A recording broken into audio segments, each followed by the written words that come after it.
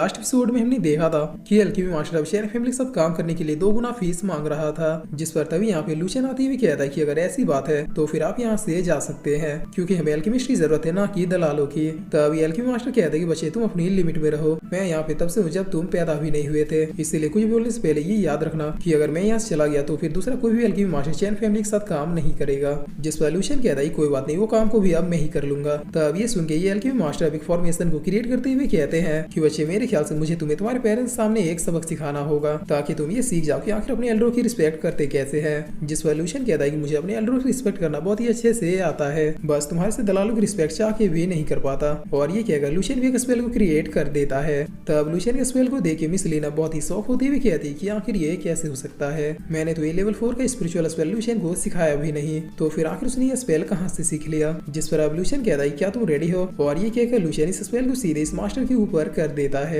तब इस अटैक के लगते ही मास्टर सीधे पीछे की दीवार से आके टकरा जाता है, जिसे देखकर शेन फैमिली के लोग अब बहुत ही ज्यादा खुश हो जाते हैं। तब लूशियन अब इस मास्टर से कहता है कि आपका हो गया या अभी भी कोई असर बाकी है। जिस पर ये मास्टर तुरंत यहाँ से भागते हुए चला जाता है। और अब मिस लेन लूशियन से पूछती है कि आखिर तुमने यह स्पेल कैसे सीखा। जिस पर लूशियन कहता है कि आपने मुझे जब यह स्पेल दिखाया था तभी मैंने इसके टेक्निक को अपने माइंड में याद कर लिया था, और बस कुछ ही दिनों की प्रैक्टिस में मुझे यह स्पेल आ गया। तब मिस लेन कहती है कि अगर ऐसी बात है तो अब उस एल्केमी मास्टर की जगह पे तुम्हें हमारी एक हेल्प करनी होगी। और ये कहकर मिस लेन लूशियन को 5 पिलर से घिरे हुए एक प्लेस में ले आती है, और फिर लूशियन को बताते हुए कहती है कि अभी हमें एक बहुत ही बड़ी जायंट फॉर्मेशन को क्रिएट करना है, ताकि इसी हेल्प से हम शेन फैमिली के ऊपर एक प्रोटेक्शन बैरियर बना सके, जिससे कभी भी कोई भी शेन फैमिली के ऊपर अटैक नहीं कर सकता। इन 5 पिलरों में मेरे अलावा बाकी के 3 मास्टर होंगे, और चूंकि वो एल्केमी मास्टर भाग चुका है इसलिए उसकी जगह पे लूशियन होगा। जिस पर सारे मास्टर यस कहते हुए अपने अपने पिलर में चले जाते हैं। तब मिस लेन की सारा करते ये फॉर्मेशन अब क्रिएट होना शुरू हो जाता है, जिसके बाद लूशियन और ये सारे मास्टर मिलकर इस फॉर्मेशन को रिफाइन करना शुरू कर देते हैं।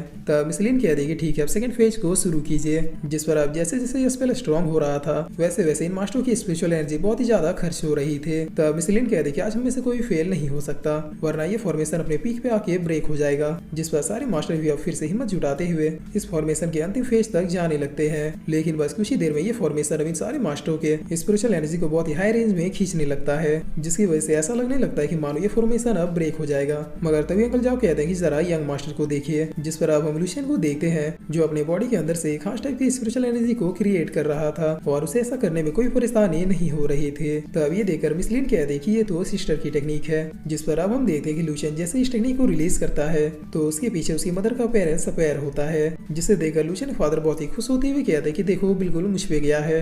तब अंकल जाओ भी बहुत ही खुश होते हुए कहते हैं कि लॉर्ड आज झूठ नहीं, यंग लॉर्ड बिल्कुल महारानी पे गए हैं। और अब थोड़ी देर में ये स्पिरिचुअल स्पेल कंप्लीट हो जाता है। तब ये देखकर मिस लीना बहुत ही खुश होते हुए कहते हैं कि सिस्टर जिंग ये तुम्हें बहुत ही जल्द ढूंढ लेगा, इसकी कल्टीवेशन क्षमता बिल्कुल तुम पे गई है। जिस पर अब लूशियन फादर लूशियन को हक करते हुए कहता है कि मेरा सोना बेटा, फादर को हमेशा से तुम्हें नाचता है और रहेगा। जिसके बाद अब सीन चेंज होता है और हम नॉर्थम सेक्ट को देखते हैं, जहाँ पर 5th रिलम से रिजर्वेशन कोटा आ चुका था, यानी इस बॉक्स के अंदर जितने डिसाइबल्स की रिक्वायरमेंट होगी उतने डिसाइबल को अपनी आगे कल्टीवेशन बढ़ाने के लिए 5th रिलम में जाने का मौका मिलेगा। जिस पर अब डीन कहते हैं कि चलो खोलो इसे। तब मास्टर एल से कहते हैं कि आप खोलिए। जिस पर मास्टर के से कहते हैं कि नहीं आप खोलिए। तब डीन अब चिढ़ते हुए कहते हैं कि ठीक है मैं तुम दोनों में से किसी को भी मनहूस नहीं बोलूंगा, इसलिए कम कोटा मिलने की चिंता मत करो, चुपचाप खोलो इसे। जिस पर मास्टर एल का हाथ पकड़ते हुए सीधे इस बॉक्स में रख देते हैं, जिसकी वजह से ये बॉक्स अब खुल जाता है। तब डीन पूछते हैं कि बताओ इस बार हमें कितना कोटा मिला है। जिस पर मास्टर एल कहते हैं कि 5। तब डीन बहुत ही खुश होते हुए कहते हैं कि 5 ही नंबर तो काफी ज्यादा है, पिछले साल तो हमें सिर्फ 2 ही डिसाइबल का कोटा मिला था,